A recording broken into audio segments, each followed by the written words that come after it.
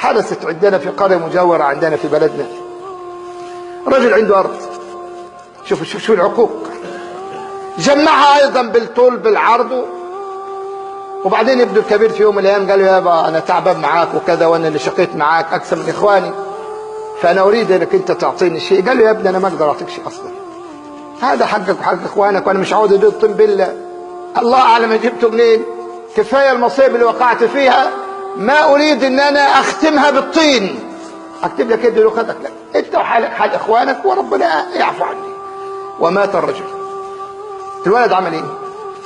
راح جاب له ختامة وحفر القبر على أبيه في نفس الليلة التي مات فيها، ومعاه عقد بيع، وفتح القبر بالليل يا إخواني، ودخل القبر على أبيه وأخذ بيد أبيه ليبصمه، يعمل له بصمة على العقد.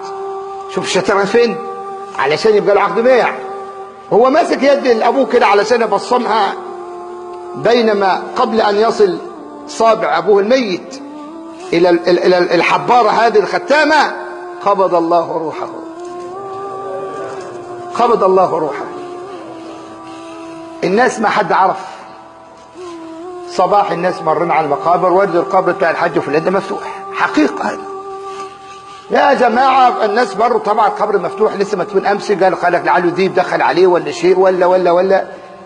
فالناس فحصوا باب القبر ودخلوا، إذ يجدون أن ابنه الأكبر نائم بجواره وممسك بيده، قبض روح الموت ومسك يد أبيه، ومعه الختام ومعه العقد، يريد أن يجعل أباه يبيع له الأرض وقد مات. فالجماعة قالوا هذه ثمرة المعصية، لأن الولد ده ولد ليس فيه خير وليس فيه قلب ورحمة، لأنه ربي بالحرام. أنت عاوز ابنك يكرمك؟ أطعمه حلالا. عاوز ابنك يكرمك؟ اطعمه حلال. تطعمه حرام هيضرك، أول واحد يعتدي عليه هو أنت. ولذلك اطعم ولدك حلال يبارك الله لك فيه، تحرى. ولذلك كان السلف يقولون لأولادهم هكذا: يا ولدي تخيرت لك أما صالحة وما أطعمتك حراما يوما من أيام عمري. طبعا الحرام مش معناه أنك أنت بتسرق، لا، ممكن تستغل الصلاحيات، ممكن تعمل لك فيلم كده عشان تكسب أموال الناس.